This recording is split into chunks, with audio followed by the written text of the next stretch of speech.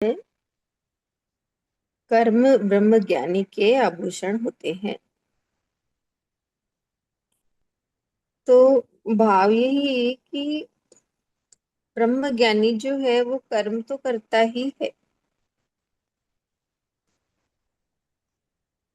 ऐसा नहीं है कि ज्ञान होने पे वो कर्म करना छोड़ देता है, कर्म तो करता ही है।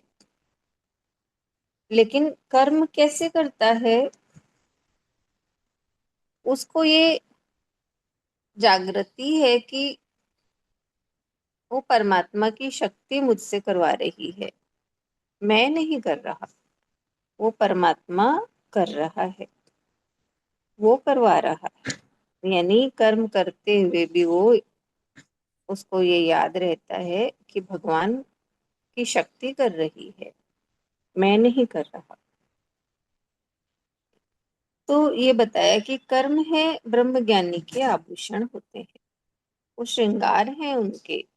कर्म करना छोड़ते नहीं है, हमेशा, मतलब हमेशा करते हैं कर्म। क्योंकि अकर्म होकर बैठ जाए तो संसार को यही मैसेज मिलेगा कि कर्म करना छोड़ दो, इसलिए वो कर्म करते हैं। लेकिन करता कौन है, इसको वो हमेशा याद रखते हैं।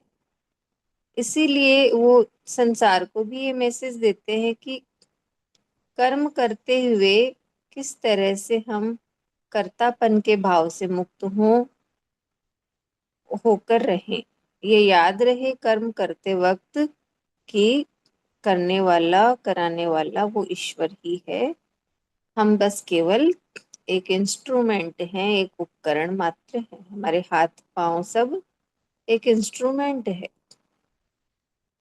वो हाथ पांव चल रहे हैं लेकिन शक्ति परमात्मा की है।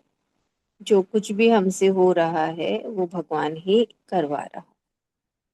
तो इस तरह कर्म ब्रह्मज्ञानी के आभूषण होते हैं। तो ऐसा समझ में आया, कर्म तो करता है लेकिन कर्म के भार से वो मुक्त रहता है।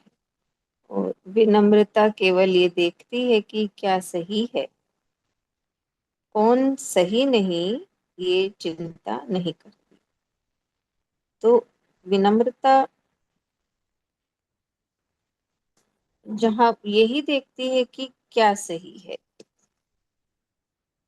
कि क्या सही है, जहाँ पर सही है वहीं पर ही विनम्रता आ जाती है। विनम्रता पक्षपात में कोई भेद दृष्टि नहीं है कि कौन सही है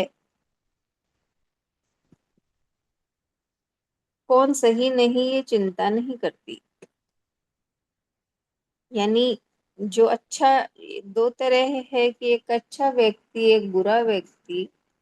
लेकिन अगर गलत व्यक्ति भी सही कर रहा है तो वो उसके विनम्रता उसके आगे विनम्र व्यक्ति हो जाता है, विनम्रता आ जाती है, तो विनम्रता का भाव आ जाता है। तो इस तरह केवल वो ये ही देखती है कि क्या सही है, ये नहीं देखती कि क्या सही नहीं। कौन कौन सही नहीं है ये चिंता नहीं करती।